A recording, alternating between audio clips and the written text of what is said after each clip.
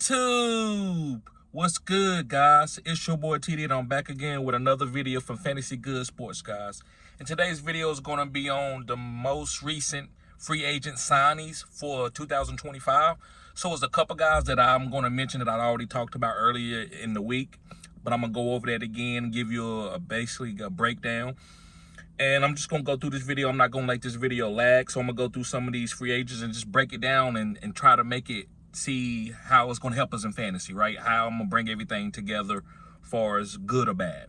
So make sure you hit the like button, subscribe to this channel. This is cutting edge content. I said what I said. And also, guys, if I forget somebody or I forget a detail, go to the comments section and light me up and tell me, hey, TD, you tripping? You didn't mention this. You didn't mention this. I welcome it all, guys. So make sure you go to the comment section. And again, this is cutting edge content. So make sure you hit the like button. So let's begin. Let's talk about Chris Godwin. Guys, again, Chris Godwin getting assigned to a 3-year, $66 million deal tells me that this guy can still play football. There's no way the Tampa Bay Buccaneers are going to re-sign this dude if he's going to be lagging with injuries. Because he's had kind of 2 injuries where it derailed his season. So for them to go out and give this guy another deal tells you that this guy can still play. Now, if they gave him a 1-year deal, I would kind of be like, okay, we don't know. But they signed this guy to a 3-year extension. Excuse me. So I think this guy's going to perform good. And remember, he's the PPR guy. He's going to get more targets when he's healthy than Mike Evans. Mike Evans is the down the field guy. Now, Mike Evans can run the route tree. Don't get it twisted. I'm not disrespecting Mike Evans. I know somebody hit me up last year and said, TD, bro, you keep disrespecting Mike Evans, saying you won't draft him, and I'm not going to draft him. But that doesn't mean he's not playing at an elite level and going to be a Hall of Famer. There's 2 different things. Just because a girl pretty don't mean that I want her. Just because it's a car and it's expensive don't mean that I want to buy the car. So, but I got to give credit where credit due. If a girl is pretty, she pretty. If Mike Evans is playing out of his mind and he's balling it a certain year, I got to give him credit. But I believe Chris Godwin is the PPR guy who's going to get all the targets underneath to help break down the defense. And they can hit Mike Evans for the touchdowns. Mike Evans like the 10 receiving touchdowns and 1,000 yards. That's all he really wants. That's going to make his Hall of Fame career. But Chris Godwin is the guy who's going to get 120, 130 targets or more when he's healthy. So I love Chris Godwin, guys. Make sure you draft this guy. To me, he's a top 24 at the floor wide receiver. I believe he could be top 12 if he's healthy from the beginning of the season. Okay, let's move on to DK Metcalf. Guys, DK Metcalf is one of my favorite wide receivers for the last 3 to 4 years since he's been in the NFL. He's a big play guy. He's physical, but I think he needs a certain type of quarterback in order to be great, because he's not a great route runner, but he's very physical. He can outrun people. He can jump ball you. He's just that type of wide receiver. He's a physical type wide receiver, old school. So him going to the Pittsburgh Steelers, knowing that they had quarterback problems for the last 2 or 3 years since Big Ben retired, kind of makes me like, I don't know if I want DK this year. But if Aaron Rodgers goes there, I am going to be drafting a lot of DK Metcalf. And I like Aaron Rodgers if he comes back as a wait late quarterback. Like, you can wait later in your drafts and pick up him in fantasy football. So I do like Aaron Rodgers for as that. Not as a top 5 guy, but as a borderline top 12 guy. And I can get great value by drafting him later. But yeah, DK and George Pickens would be good if Aaron Rodgers goes there. And I will be drafting those guys at the right ADP, just depending on how my league is drafting. I'm not going to sit here and give you no hard ADP. A lot of you want hard ADP. Go to the comment section and light me up. There's no such thing as a hard ADP.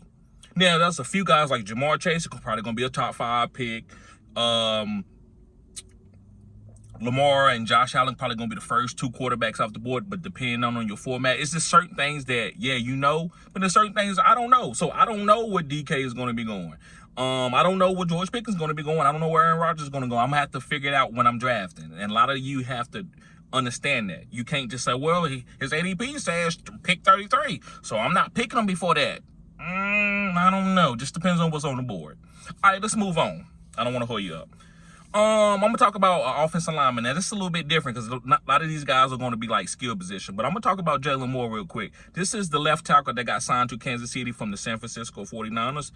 And I believe that this is going to help Pat Mahomes get back to winning a Super Bowl. Remember, you can pick up people just for one game. You might not need a guy that's going to help you win 15 games, but maybe you just need you need this particular player to help you in a playoff game. And I believe that's why they picked up Jalen Moore, to be the protector for Pat Mahomes' blind side. So I love Pat Mahomes this year as a Wake Lake quarterback, and you know what his ceiling is, and I'll take his floor. And also, I think this offensive line is going to be revamped. So these weapons out here, like Xavier Worthy, which is the main one, is guys that I'm going to have high on my list that I want to pick from Kansas City because of them revamping their offensive line. Okay, let's move on. Let's talk about Sam Darnold. Listen, guys, Sam Darnold got a nice deal.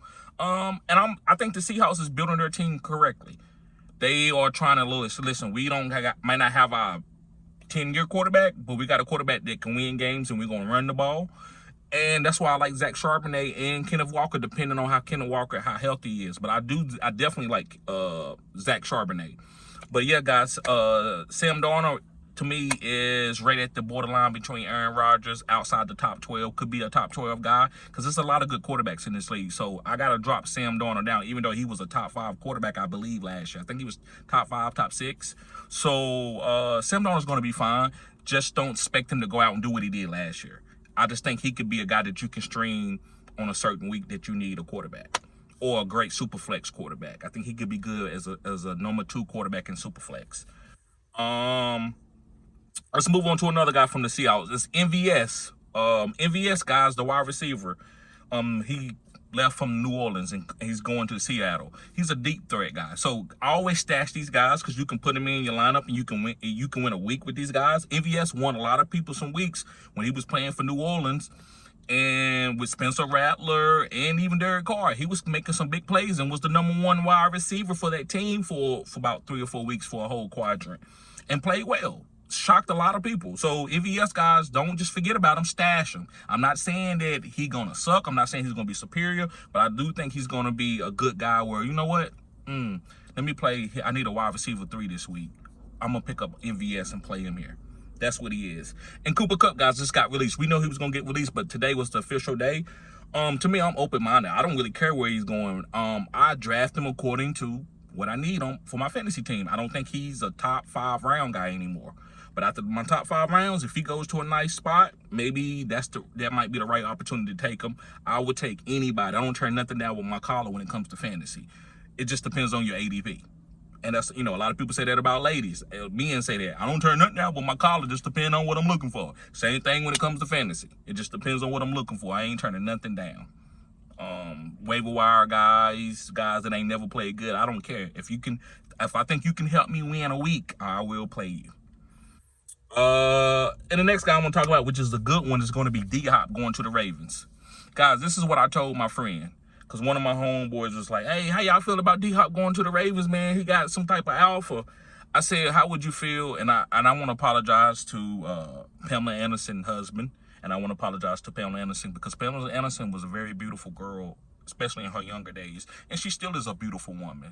She's historic when it comes to the United States for what she did in the era that she came up with Baywatch. But I just want to make an example. I had to do all of that because I don't like disrespecting people. I'm big on respect, but I got to make content. That's like me getting with Pamela Anderson and say, hey, man, I'm with a bad girl. I got a bad new girlfriend, bro. They're like, who? Pamela Anderson. They're like, bro, she older. Ain't she like 60?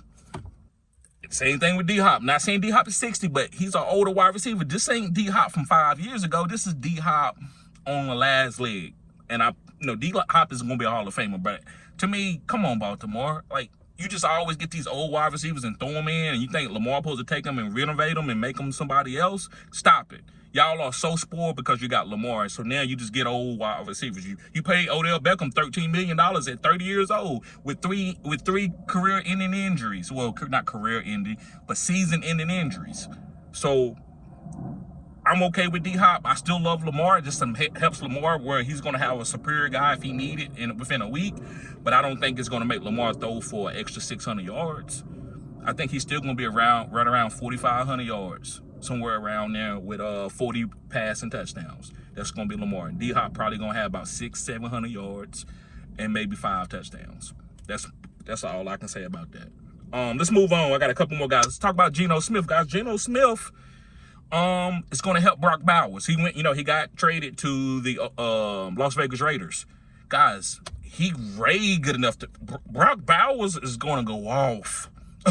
So Brock Bowers should be either at the end of the first round or the beginning of the second round. You can't miss out on him. I want to get Brock, then I want to get my quarterback. And I feel like I'm going to be #1 at each at those two positions. So if I get Brock at 111, then come back around. And I'm not telling y'all to do this, but this is some of my draft strategies, some of the guys that I'm targeting. I might get Brock at 111 or 110 and come back around, and I might get Lamar. And I feel good that I got the #1 play at those positions. And then everybody else, I can just finagle and work the waiver wire according to what I need to do.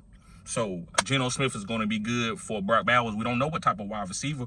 Maybe they get the young rookie, the golden guy, the wide receiver. We don't know, right? But either way, Brock is going to be superior this year because he got a good quarterback who can get him alpha targets. And last but not least is Davante Adams. Just another guy I want to talk about. Davante Adams went to the Rams. Hey, I like that. I think having a system like Sean McVay, Davante had no other choice but to eat. He's still a great route runner. 30 years old is not that old as a wide receiver. Like when you in your 31, 32, 33, you still are pretty good, especially if you're a route runner guy. So I think Davante Adams can be a top 24. I would say his floor would be top 32, and I would say his ceiling would be top 12. I don't think he's going to get the ceiling, but I do believe he's going to be between top 32 all the way from top 24, somewhere around that range. And that's good value for a wide receiver at his age. So, yes. So, guys, thank y'all for tuning in to Fantasy Good Sports. Make sure you hit the like button and subscribe to this channel. This is cutting-edge content. Peace!